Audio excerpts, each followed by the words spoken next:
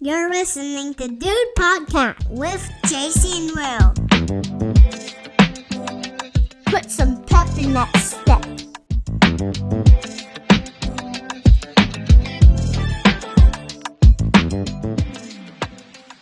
Enjoy the show. I'm Will. I'm JC. And you're listening to Dude. I really want to know how you're doing because, folks, Let me just pull back the curtain here a little bit. And what I have witnessed in preparation of this podcast has, I don't know if it's been entertaining. I don't know if it's been disturbing. It's been Will versus a couple. I don't know if it's one fly or multiple flies, but the words coming out of your mouth are words that I do not think Kay Skaggs would approve of, A. And B, you also made a statement like they're out to get you. Like they know what they're doing.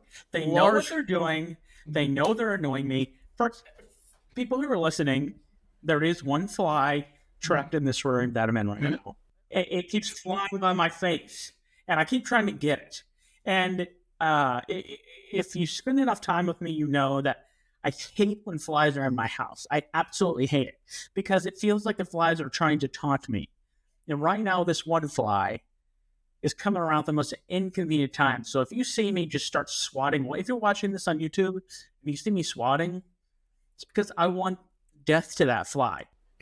I will say he's a big boy. You're not lying. I could see him visibly on the screen a handful of times. So it's not like you have some I don't know, wimpy little dainty fly. I mean, this is a left tackle of a fly that you're going up against here. I will emerge victorious, and I will see that fly to its grave. That may not be cool of me to say. I would also like to tell the audience that multiple times before we've gone and started the recording, he has turned to me and said, "This is it. I'm doing it," and then proceeded not to get the fly. And then he did that 3 or 4 times. So Will talks a big game. I'm not sure he can deliver. That fly, going back to your football analogy, that fly truly is the Barry Sanders of flies. He can just cut corners real fast. It's amazing. He really is. He's like Cam Newton. He's just he's big, but he can move. He's everything. He's that anomaly, once in a generational fly that you're going up against here. This isn't any common fly. Real quick before we get into it, I believe we had a pretty hilarious review that we wanted to give a shout out to. Is that correct? This is correct, Sir Crumb. This is correct. So maybe once a week I just look to see if we have new ratings or reviews or anything like that. And we got a new review, and it's pretty great. It's 5 stars, which, come on. Making us blush. It says, "This pod gives me the will to live." And look, I know every other podcast says, advertises for BetterHelp, and we're all pro therapy here, but when JC and I set out to do this podcast, we said, why advertise for BetterHelp when we can be BetterHelp? When we're giving people the will to just get out of bed in the morning. Mm-hmm. This is where every podcast goes wrong. They may try to entertain. They may try to inform. We don't try to do any of those things. We're really just trying to keep you alive. It's a lot of pressure, actually, now that I'm thinking about it. Yeah, but that's why we got into the game. This is why we play the game, friend. Yeah, no doubt. I have big news. Are you pregnant? I am not. So, as you know, I went away on vacation. Okay. And I went to the Finger Lakes, that is. So, we rented a vehicle to go to the Finger Lakes. I do want to stress this. It's just me, my wife, and one child. All right. But, he has a lot of stuff, and we have a lot of stuff. And we thought, you know what? We want to bring some things. We're like the closest going to this trip. Like my family's more or less coming to me from Dallas and Tulsa on this trip. Let me rent something that I can bring some fun activities in this vehicle. And both my car, my wife's car would not suffice. So I reluctantly rented a minivan. And let me tell you what. Was it a thrill? I'm in love. I'm all in. I'm actually in the process of buying a minivan as we speak. Are you going to get rid of cars, or are you going to be one of those rich 3-car families? No. I'm going to be, listen, me and the little BMW we had a good ride. It was fun. For the last 10 years, you've had the opposite of a minivan. You've had a Mini Cooper and a little BMW. You have no space. I don't even think you can fit all your legs in there, can you? You're absolutely right. I mean, it's an ordeal, especially for older people, to get into my car. It becomes right. And like they like make a face at me, and I'm like, I didn't. It's like when my mom always looks at me like when there's a movie she doesn't like that I suggested, like I wrote the movie. It's the same way with a car. Like I designed this car. I'm like, I didn't want it to be this low. It just kind of was low anyway. But yes, I'm going the opposite direction, and I am going to trade it in. I'm going minivan, baby. I'm all in. I love it. Here's what scares me. I am definitely one of those people who adamantly does not want one. I never want to be that guy. I grew up with a minivan. I personally think they're kind of dweeby. I get they're practical. My sister, growing up, was as extreme that way as possible. She hated minivans. She always said, I'm never getting a minivan. You can force me to get a minivan. I will never be the mom to get a minivan. She has 4 kids now and the minivan. And if that can sway her to getting a minivan, and she loves the minivan life, I'm a little nervous now that you now say you want a minivan. And I don't know. What's going on with you? So I can't even tell if you're there. You walking out of frame. No, I'm sorry. I have these ACs going in the background, and I couldn't tell if they were being picked up. The audio was being picked up. We need to talk about this real quick. Let's put aside the minivan thing real quick, folks. You talk about peeling back the. There's the fly. There it is. So this podcast is chaotic so far. So talk about peeling back the curtain. Every week, JC has a comment about the audio. I just feel like my audio is off. I feel like my audio is off. If you don't know already, I am a clinically deaf human being. I wear hearing aids. I'm very, very, very, very, very, very deaf. JC is the opposite. If a fly lands on a leaf petal, he's like, what was that? What was that? Your ears are so sensitive. I'm an owl. Hoo, hoo. I think they have good hearing. I think. The things that you hear and like irritates you or like distracts you is insanity. This is true. And I think that's why we were a good team. I think you're right. It was like an evolutionary, like we were just drawn to each other because of the deficiencies there. I think in the womb, even though, I mean, technically we weren't in the same womb, but I think you ate my hearing in the womb. I used my X-Men powers to eat your...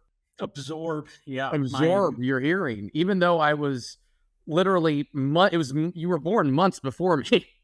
Look, I don't want to get behind the science of it, but I'm thinking that's what happened. You know what? I'm no scientist, but I think you're right. Okay, so let's get back to the minivan thing. I said I definitely don't want a minivan. I don't want to join that cult. Talk to me about what tipped you over. It's just the convenience. It's so much more... Go deeper into the convenience. I want to know, like, when you were driving, what did you say, like, oh, this thing is so convenient, I definitely am going to get one? So I think it has to do with the chairs easily fold away. They fold, like they can be propped up. They can disappear. I like the 2 pilot seats that are in the minivan. That's a big one. I don't think I would be a fan of like the 3, but the 2 pilot seat, they're beautiful seats. You know, the child can kind of like be in their own little world there. I just feel like I kept thinking to myself, oh, we can't bring this. And then there was plenty of room. Oh, certainly we don't have room for this. We do. And so it's the room, and they get pretty good gas mileage for the most part. Well, let me ask you this. My sister, the thing that tipped her over, well, A, she has 4 kids, so it was the room factor. But B, she said they're fairly inexpensive in terms of A, gas mileage, but B, just the straight up purchasing of the vehicle. I'm going to get a used one. They actually can get pretty pricey, as with everything, you know, the world kind of ran out of everything. So you got to do a little bit more work. I feel like in the, you know, mid to late 90s, early 2000s, I feel like finding a minivan would have been the easiest thing in the world. It's a little bit of work now. A lot of the car companies don't make them anymore, but like, dude, I love it. I sat there and I was just like, everything about this is so much more convenient than every other car that I drive. Like, it's just amazing. And I'm excited to be a van guy. It took me all of, did the fly just like make it appear? I saw your eyes. Yes, I'm trying my best to hold it together. I saw that your eyes darted. When I get that fly, I'm going to shout in victory.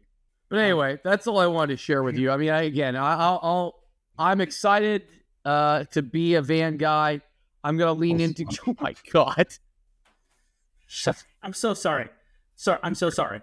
You know what? You don't even deserve to come in my minivan. After the fly is you know doing what? this. Guess who's invited in the minivan? The fly, and not you. Hey, the fly's the one who's ruining this experience for me. He's saying, you can't hang out with your friend. I'm going to distract you. When he's trying to tell you this important life news. What's so great about the minivan, Will, is there's so much room, you wouldn't even know the fly was there. He'd be sitting in his little bucket seat by himself, and he would just wave at you. And then you'd probably, like, he'd probably seem like a decent citizen. I'd be driving the car, right? We're imagining I'm driving the car. The fly's buckled in. You're on the other seat. And midway through the drive, you murder the fly. I would. Because he'll be taunting me. You know how, like, in the back, like when you have 2 kids in the back and one kid's like, I'm not touching you. I'm not touching you. And then there ends up being a Netflix documentary about you murdering this fly. And we all thought Will was a good guy. Turned out he was a serial killer of bugs. I hate flies. I kill him just to watch him die. So my one niece is into Thumbelina. Mm-hmm. You remember the story of Thumbelina? She was just a very... I do. Yeah. I don't ever remember that movie, though. Do you remember Thumbelina, the animated film? It's a story about a Princess Thumb. Oh, it's not. And she rolls over the Finger Lakes. And her name was Thumbelina. I think because she was the size of a thumb, not an actual thumb. Agree to disagree. All right. Well, so I started looking into this movie. The history on that movie's wild. Like, it bankrupted. Like, I'd never heard of it, and I'm like, this is weird.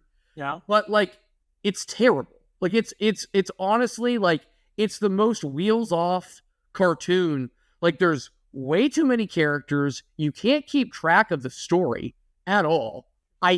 There's times when I'm watching it where I'm like, I think this is offensive. Like, I think it offends like 3 or 4 different ethnic groups, like very quickly, like enough for it to like almost like make you be like, I think that was offensive.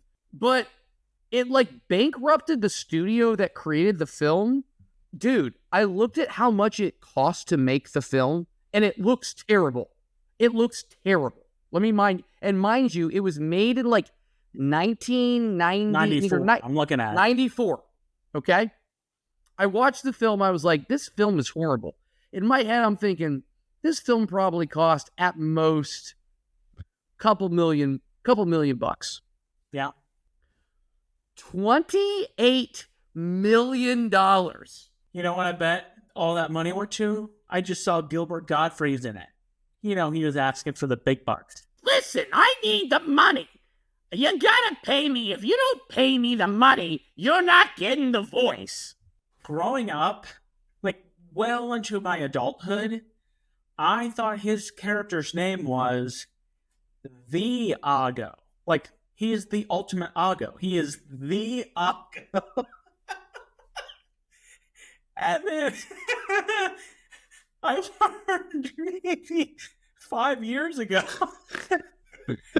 it's Thiago. No, it's not. Wait a minute. It's not Thiago. It's Iago. Wait, I just Googled it. There is a soccer player named Thiago. Okay, well, that doesn't tell us any. I honest to God thought it was the Ago. I thought he was like the ultimate Ago. What is an Ago? I don't know. I never questioned it. I just thought he's an Ago. He is the Ago. There isn't. Like, I'm looking. Are you looking at how these? Are you? It's Iago. There's no th. Now I'm learning all sorts of stuff. Yeah, it was Iago. IAGO, not Thiago or Viago. Viago sounds better than Thiago. Viago. Listen, I'm not just Ago. I'm Viago. Listen, I know some people here think they're a big bag Ago, but I am Viago. Get it right. Get the Ago right. Jafar didn't want just any Ago. He wanted the Ago. Jafar was entirely too similar to Scar, right? They were kind of like the same dude to a degree. Well, I mean, a minor difference is one of them was a man and one of them was a lion. Fair. That's true. That's fair. When he became a snake, ooh, just scary. That was naughty.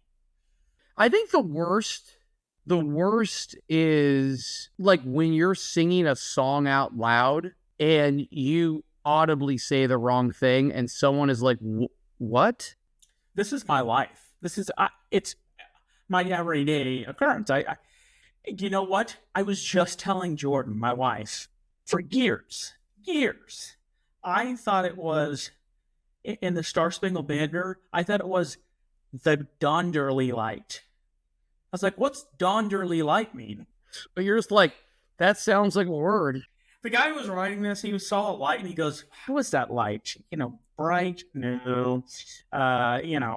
Vibrant? No. Donderly. It was very Donderly. So for years, I never questioned. I thought it was the Donderly light. A light that is very Donder. I mean, yeah, how would you describe that kind of a light? Because I have an idea of how I would describe that light. Even though, again, it doesn't. Let's be very clear. This word does not exist. I would say if it was, you know how I would describe the Donderly light? Like, sort of dirty. Like, there's dust. That's not how I thought of it. Oh, okay. Oh, tell me. So if I saw, like, Brad Pitt on the red carpet, and he's looking all dapper, he's got his suit on, he's got his hair, maybe he's got a little scruff going, and, he's got his arm candy, but he's being real respectful to her. Yeah, it's like, of course, he cares more about her than the attention. Of course he does. He's Brad Pitt. And that is Brad Pitt being Donderly, my friend. Just so full of Donder. Has anyone in the history of the world ever made eating more cool than him? No. In all the Ocean's movies, he eats so well. He eats like nachos and like the way he like licks his fingers to get all that sauce. He looks so cool. Like I've never watched somebody in my life eat and be like, that was cool. It's always gross and like I don't even want to look at them when they're eating. Like, that's how disgusted. But when Brad eats, I'm intrigued. I want to watch him eat more. You know what he does? He eats it very Donderly. He's a Donderly eater. So, we're talking about cinema. We're talking about, hearing crazy things. My wife the other day referred to one of our kids as our loin fruit. She said, there's our loin fruit. That's our loin fruit. And that's a cool way of describing your child. The fruit of your loins. Like I love that. That's a great way to talk about your kids. And I said, did you come up with that? That is a very clever saying. Loin fruit? And she said, no, I heard it from a show. I said, what show did you hear it from? In a million years, I could have never have guessed what show she heard this from. She heard it from Gilmore Girls. Oh, I was hoping you were going to say like Law and Order. Yeah. And you could have given me 100 guesses. I would have never said Gilmore Girls came up with a brilliant loin fruit.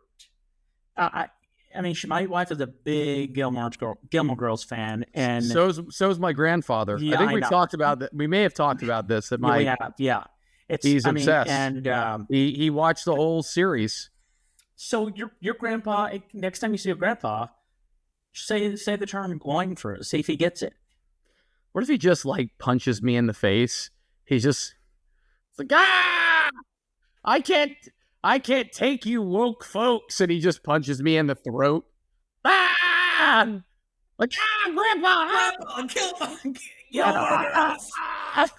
Lorelai said it. Lorelai said it. It was hilarious in an episode, and he was like, "Oh, I thought that was in an episode of Law and Order." So, children, and you're. So my son is 1.5 years, and it's just butterflies and rainbows right now. He is silly, and it's cute, and he's giggling, and he doesn't have a sibling to influence any naughty behavior. Yeah, exactly. Which is partially this. My nieces are 4 and 5 years old, right? And they're little girls, and they're so cute. They really, and I'm not just saying this because they're my nieces. They're just big bows, and they wear cute little, and they got these cute little voice, they're adorable little voices. But I'm telling you what, the youngest one is a liar, and it's unbelievable to watch, a child try to manipulate you actively, and to see the cogs moving, it's incredible. And you're like, what sort of monster are you? You know what I mean? Where she's just so perfect example. She'd be like, can I have this cookie? And we'd be like, no, ask her, did your mom say you could have the cookie? And I'm not joking what she said. This was her response. If you were my mom, what would you say about the cookie? And I'm like, how do you respond to that? We're like, go ask your mom. We're like, no, go. But it was like mind games like that were played, and where she would just lie about, she had really bad gas one day. We couldn't believe it was coming out of this adorable little girl, because it was honestly some of the worst gas I've ever, it smelled like something died in the room. It was awful. And to think of that was coming out of this little girl is incredible. Right. But then her being like, oh my gosh, somebody did it. She blamed it early on somebody else, and she was so convincing. And it was her. Because it got down to a point where she was it was her and somebody else in a room together. And then I think it was my wife, and my wife was like, oh my God, Quinn, that was you? And she was like, no. But yeah, I mean, the web of lies this little girl, like, it's incredible. And I'm like, here's the difference between a boy and a girl is like, if she had bad gas and she played mind games to make you think someone else had the gas. yeah, I thought I had the gas for a minute. That's how good she was. If it were my son, it'd be the opposite. He would let the world know. Yeah. I got some farts in my butt, and they are totes gnarly. You gotta love it. Like, he wants the world to know it. He wants you to know he's got it. He's gonna let you know every time he lays down a hot one. He's not gonna try to deceive you. He's gonna try to cause mayhem. Your son's like the Joker. Yeah. He just wants to watch. He wants to watch the world burn. Some people, Mr. Wayne, just want to watch the world burn. That was not a very good Michael Caine impression. I'm sorry, Michael. Your niece, she's more of like the Riddler. She's leaving clues, but she's not letting you know she's behind it, you know? Yeah. No, that's a great point. She is the Riddler. At one point, we were out at the pool, and my sister saw an 8-ball like roll by. We were out by the pool, not playing pool, and an 8-ball rolls by, and we're like, what the?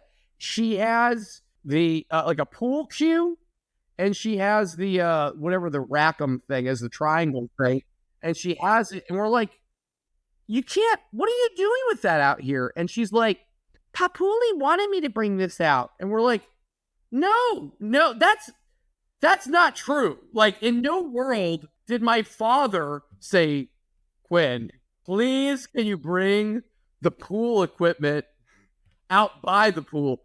I don't think boys are capable of the kind of mind manipulation that I experienced this weekend or week with my nieces on vacation. No. But, I mean, it scared me to death, man. I'm like, girls, but here's the thing, it's the give and take, because a girl, they think they sit down, they color for the most part. I think they just like sit down and color and play with their toys, and they're just well behaved, and you know everything's just so.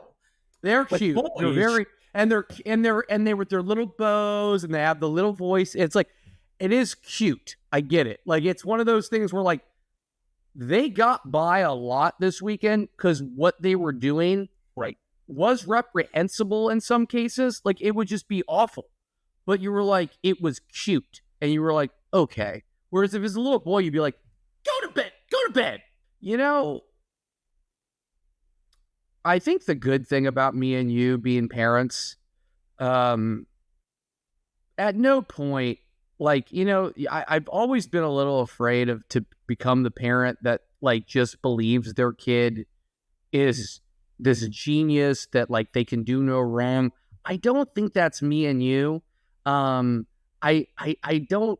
I mean, Will, I hate to break this. I say this all the time when I see my child just like, you know, I'm like, oh, he's picking up his block to like build something, and then he just like, you know, throws it at his own crotch or something like that, and I'm like, like. Maybe my kid will be smart. I don't know. Like, and I think that's the right attitude to have. Like, here's the good thing. You and I married up. So my wife is very smart. Your wife is very smart. My wife comes from a family of engineers and like very math-minded people, very like, they think in terms of engineering and building and like creating. Not creativity, but creating. And there's the mathematics behind it. My sons have that. Thank God. Because I do not have a math bone in my body. No, yeah. We're a couple of morons. 100%. 100%. I have qualities that I can get groceries. Like, I'm good at getting groceries. It's good. I'm not very good at that. See, that's a weakness I have. I can water the flowers. That's good. That's something really good. Those are things that I can do. Oh, you used to be really fast. Oh, yeah, I can, I could still run. Yeah, sure. Yeah, you used to be really fast. Yeah, it served me well.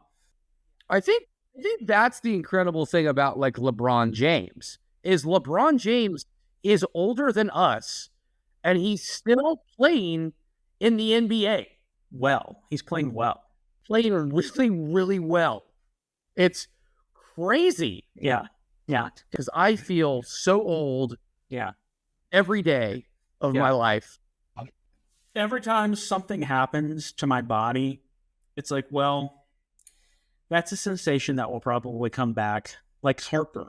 Like, do you remember the first time you experienced heartburn as an adult? Not as a kid, but as an adult, you're like, oh, I have to deal with heartburn now? Yeah, I'm on medicine.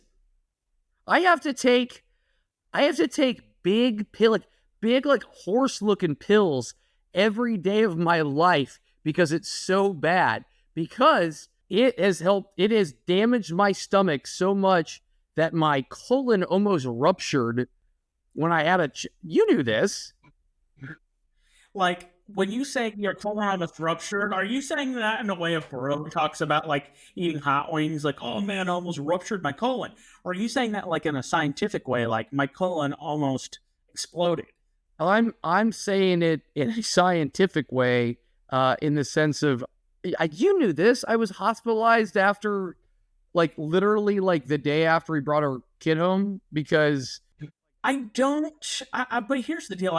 You and I didn't, like, go into, we weren't telling campfire stories about your colons. I didn't call you and be like, let me give you a minute-by-minute update of my hospital visit, Will.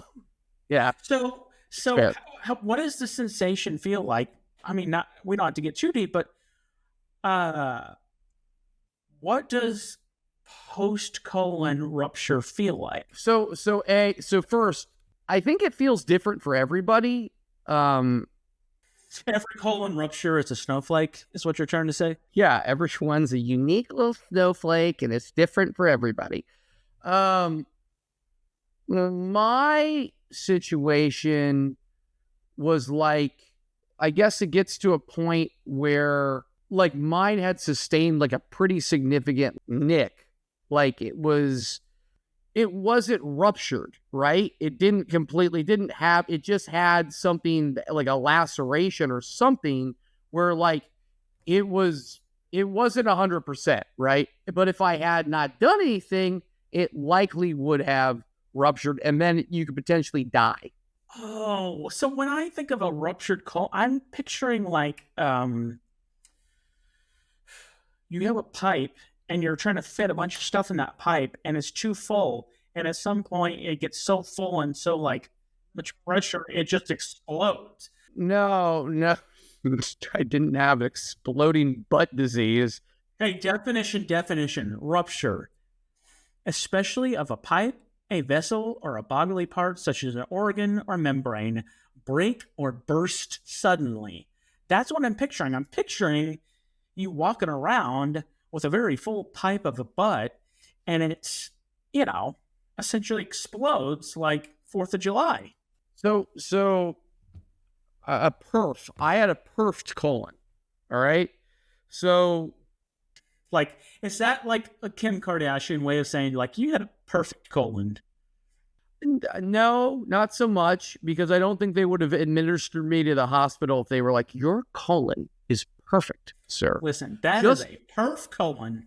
No, it was very close to rupturing. And basically, if that would have happened, I guess bile and all that fun stuff that's in your stomach would leak out in your stomach, and then stomach and intestines, and then you potentially die of sepsis.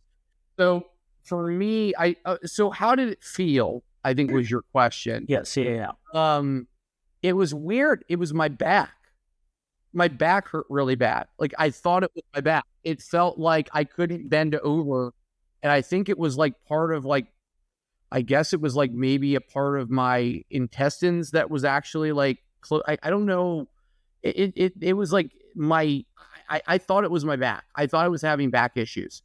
And then I thought I was actually told that it was potentially gas issues that I was having, based upon, like, where I was having pain. And then I went in to one of those clinics, and my white blood cell count was really up, and then I had to hang out in the ER for like 8 hours. And then they were like, hey, you gotta hang out. You gotta basically, and what they do when your colon almost ruptures is they make you basically, you have to sort of restart your stomach. And so you can't eat food for like 48 to 72 hours.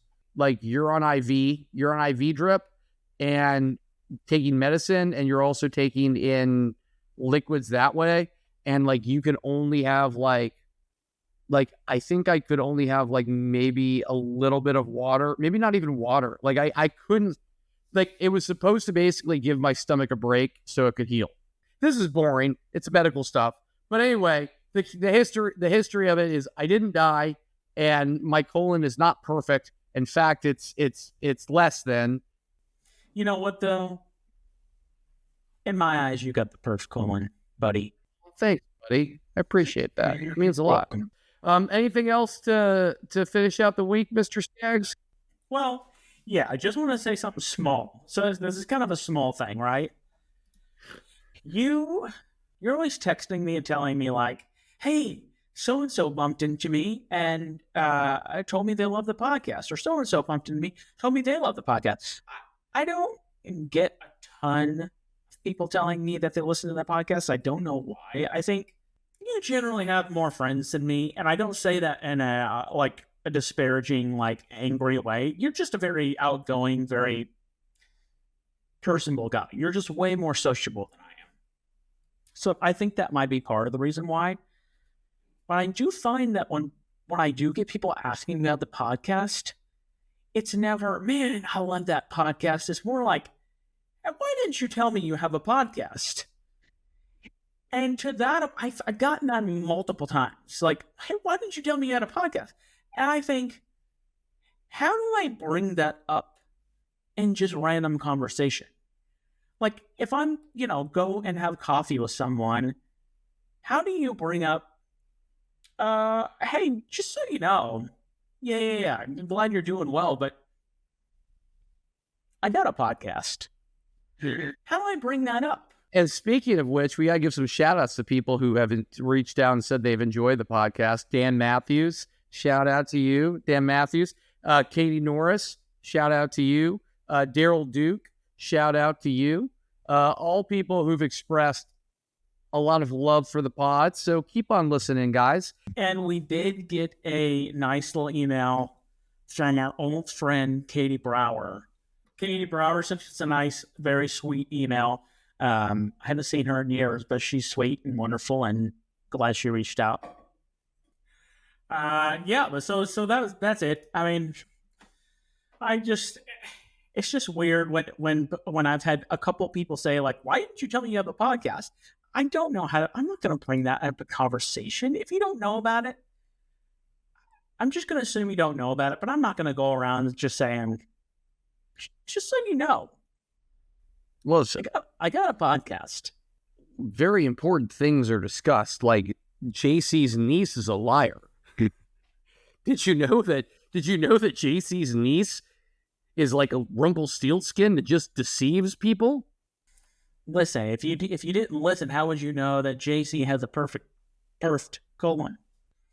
Let me ask you something. If your colon actually starts to rupture, do you do like butt CPR? Like what? How do you? I don't think you should float butt CPR be.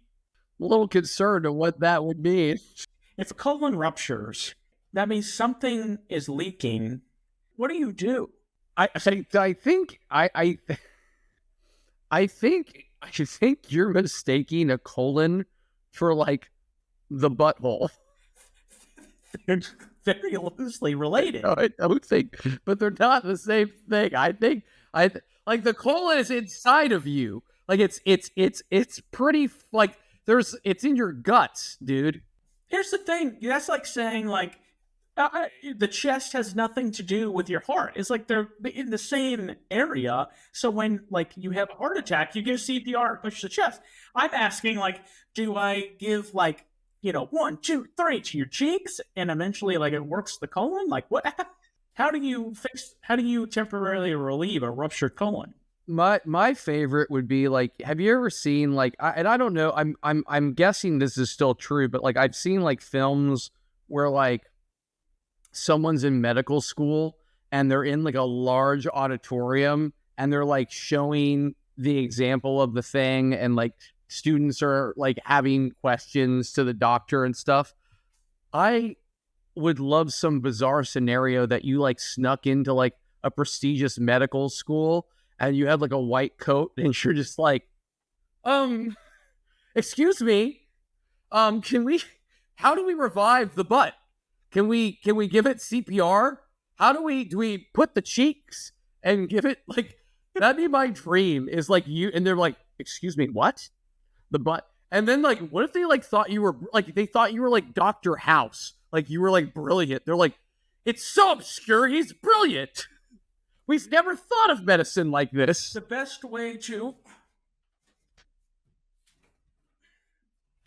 Oh my God! Oh! Victory!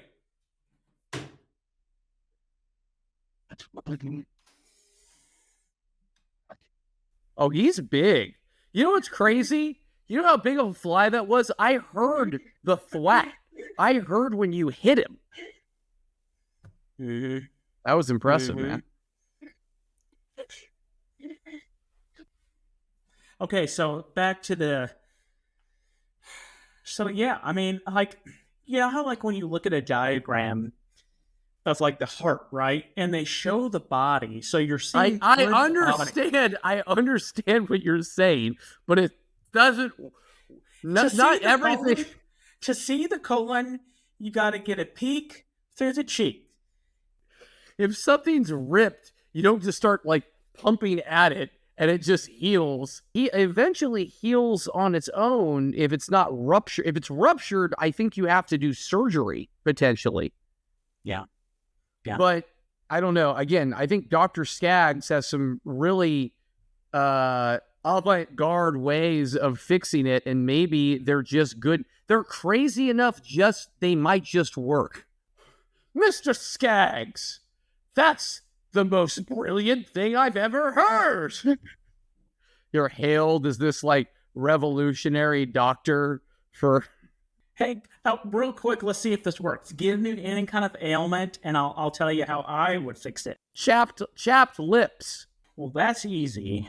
First, we must look at the Eastern medicines for this one. Get 3 garlic cloves, some manuka honey, and a goat named Regis. Mix the honey and the garlic together. Get some of Regis's milk. Mix together a concoction. Rub it on your lips. Bada bing, bada boom. 2 things that I'm sure our audience caught. First, what was the first thing that you said? I said 3 garlic cloves. Oh, I thought you said dark cloves, and I was like, I don't know what that is, but I was going to go with it. Second, it's a male goat, right? Regis? Yeah, he's always been male. Okay, but he makes milk. All goats make milk. Everyone knows that. I don't know if that's true. Fantastic. Well, Dudies, I highly suggest you follow Dr. Will's careful instructions and go to what is it? thedudepod.com? thedudepod.com. thedudepod.com. So we don't have to keep making these announcements. If you haven't got a question, you go on there. Find us on YouTube. You can, on the Dude Pod, you can find the Spotify, you can find the iTunes link, you can find the YouTube link, you can find the merch link. All right. We love you, Dudies. Thank you for listening. Have an awesome week, and go USA. God bless America. God bless America. See you guys.